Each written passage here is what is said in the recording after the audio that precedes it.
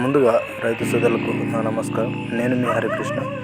ఇక్కడ మనం వచ్చేసి సంతకూరులో ఉన్నటువంటి వెంకటేష్ అన్న చేను దగ్గరకు వచ్చాము. ఇక్కడ చూడొచ్చు, అన్న వచ్చేసి నవనీత్ హైబ్రిడ్ రకం పత్తి గింజలు నాటుకున్నాడు అనమాట. ఇక్కడ చూడొచ్చు, పూత పిందె అలాగే కాయలు కూడా లావుగా ఉన్నాయి. ఇల్లు కూడా 5 ఇల్లు పగులుతుంది. ఇక్కడ గమనించవచ్చు రైతు సోదరులు. ఇంకా గ్రోతింగ్ కూడా బాగుంది. ఇది వచ్చేసి బయలుపలగ అయినా ఇక్కడ చూడొచ్చు, ఇట్లా దగ్గర కాపు మరియు ఇంకా పూత పిందె మొగ్గతో ఉంది. కాయలు కూడా బాగా లావుగా ఉన్నాయి.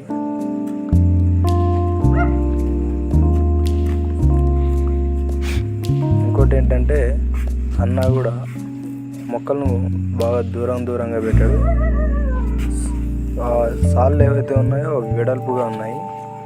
ఈ విధంగా పత్తి సాగు అనేది చేస్తే మనకు కూడా మొక్క బాగా ఎక్కువగా వచ్చి ఇట్లా జడకప్పు పట్టి మరియు ఇట్లా ఎక్కువ పూత పిందె రావడానికి అవకాశం ఉంటుంది. ఇంకోటి, కొమ్మలు బాగా సాగుతాయి దూరంగా పెట్టుకోవడం వల్ల. కాబట్టి రైతు సోదరులు ఇది గమనించాలి. ఎప్పుడైతే మనం విత్తనాలు దూరంగా నాటుతామో అప్పుడే మొక్క అనేది పగులుతుంది, అలాగే కొమ్మలు కూడా బాగా సాగుతాయి. కాబట్టి రైతు సోదరులు ఇది గమనించగలరు. పత్తి గింజలు నాటుకునేటప్పుడే ఇలా దూరంగా నాటుకుంటే ఇట్లా కొమ్మలు బాగా సాగుతాయి అన్నమాట. మొక్క రావడానికి ఎక్కువ, అలాగే లాకు రావడానికి ఎక్కువ అవకాశం ఉంటుంది. ఇక్కడ ప్రతి మొక్కకు కూడా చూడవచ్చు మనం, కాయలు కానీ పూత కానీ పిందె కానీ చిగురు కానీ ఏమాత్రం ఇంకా తగ్గలేదు.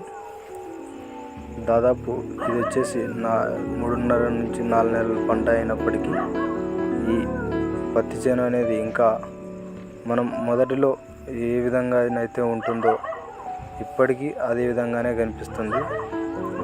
ఆల్రెడీ 1-2 సార్లు ఇడిపించారంట.